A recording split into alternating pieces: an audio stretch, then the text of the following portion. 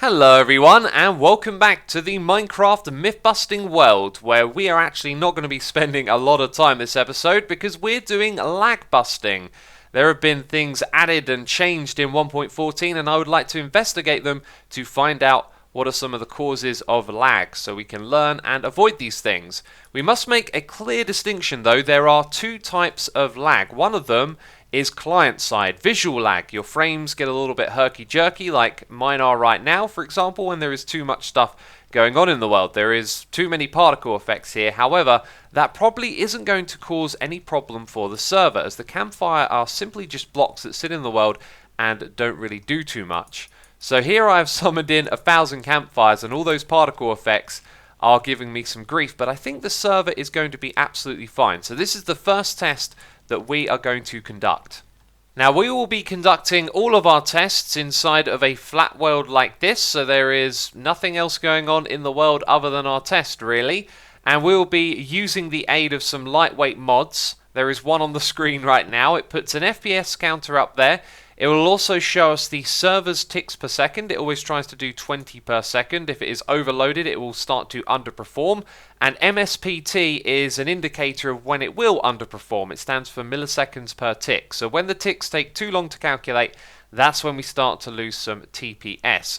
Now pretty much everything that you add into the world is going to have some sort of load on the server. So we will start off by bringing in 2,500 campfires. We're at around 900 FPS. And obviously that is going to diminish quickly, maybe even below 60. Yeah, we seem to be around 60 FPS now because of all the particle effects that are going on. You'll also notice that the MSPT, the milliseconds per tick, has gone up a little bit. Now what we're going to do is remove this, and we'll see our FPS returns. And then we're going to bring in hoppers. Now what we should see is that the FPS will be far better with hoppers, because it's still got to render them, still got some work to do, but you can see here we get around 200, 400 FPS. We seem to be doing just fine, but the MSPT has gone up to 4.2, and that's because these hoppers are doing checks to look for items that are above them, and if they can move items around, etc. And so this has more of a strain on the server than it does on the client, and those are the two distinctions we need to make. One of the things I'd like to inform you about is a difference between Minecraft 1.13 and 1.14. You see, this game used to really struggle with light updates. We're currently high up in the world, and what it would have to do is calculate the light updates dropping all the way down through the world, which meant if you built redstone contraptions that had moving parts high up in your world, this could really cause a lot of strain on the game. And so we will see the difference between this and then 1.14. Here, it is absolutely herky-jerky and ridiculous. The game is really struggling to know what to do here. So let's jump over to the same world in 1.14 and see how Mojang have fixed this.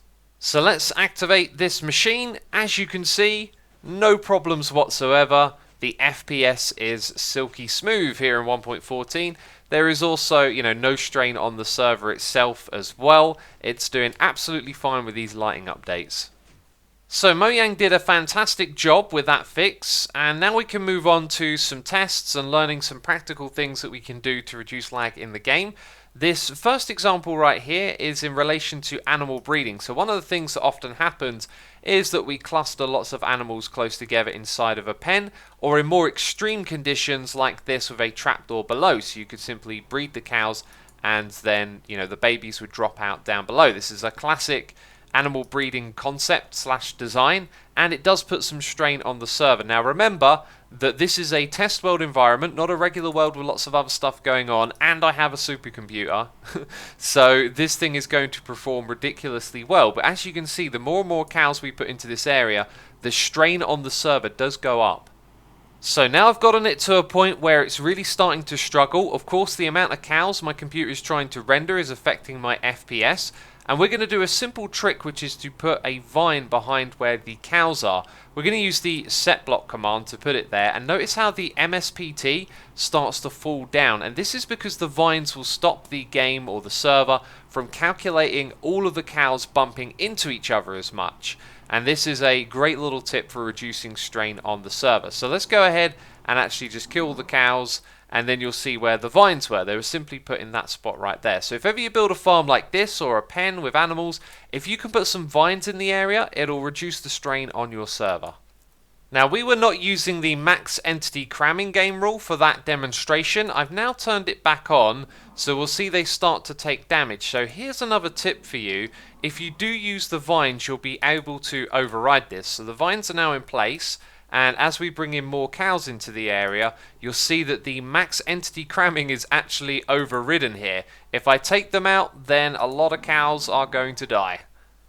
And now I interrupt this video to say if you're enjoying this episode of Myth Busting, then you should probably subscribe to find out about crazy cool stuff like this right here. Anyway, back to the video.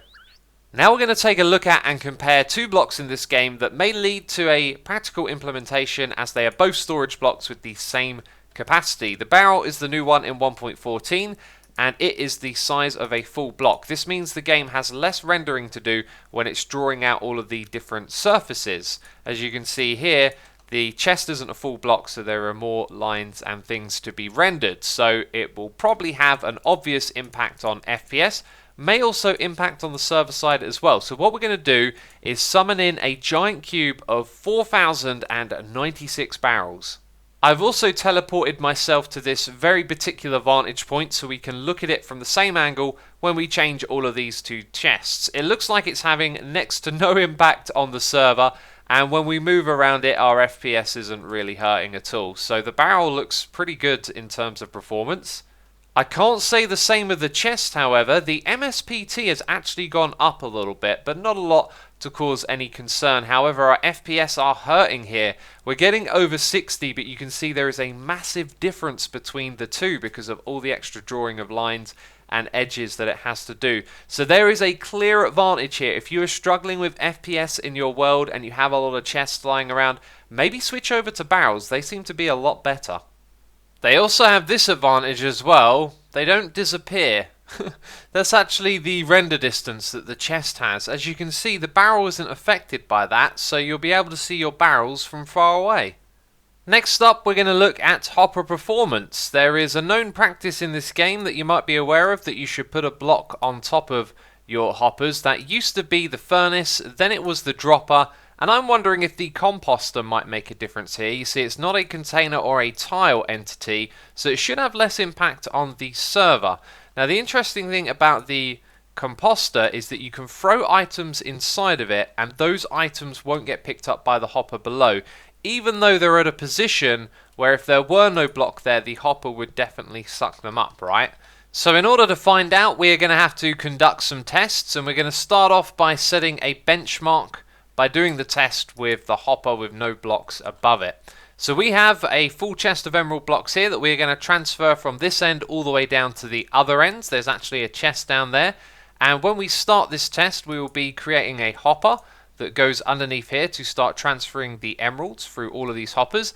And then we're going to use a mod called Carpet and its tick warp function. It is going to simulate 25,000 ticks as fast as it possibly can, and that is enough ticks for all of the items in this chest to get all the way down to the other end. So that'll run as fast as it can, and then we can use the results of how many ticks it did on average and what the MSPT was to set a benchmark for the hoppers. So I'm going to go ahead and start this test now, and as you can see, the server TPS is going through the roof there, and if we open this chest, look at that.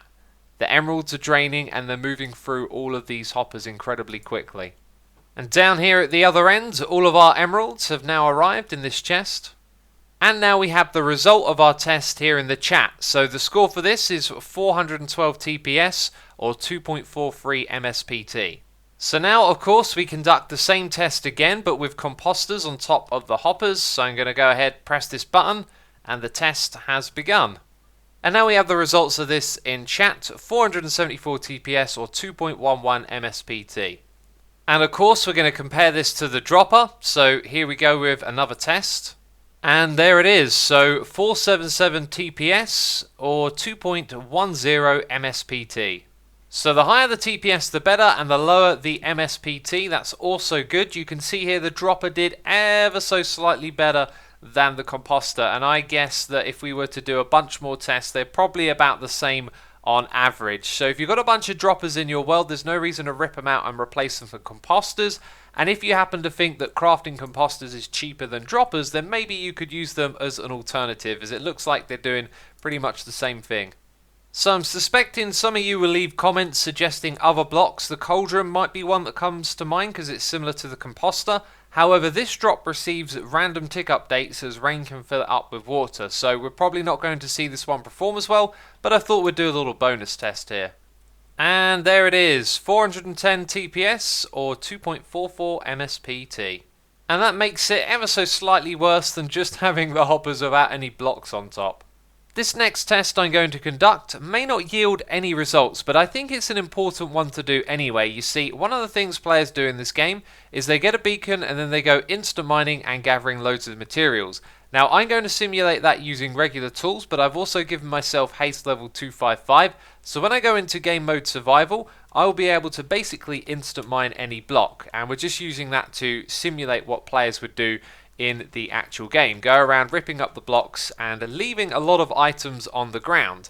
This typically happens with stone when you're digging out underground. Your inventory fills up and then you just start to accumulate items on the ground.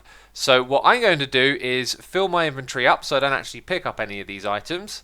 There we go, that will do nicely. And now I'm going to spend the next 5 minutes digging out as many blocks as I can. Now the reason that it's 5 minutes is because that's how long it will take to despawn these items, right? So after 5 minutes we can see what the impact on the MSPT is, and possibly already we're seeing that the items on the ground are actually starting to hurt it.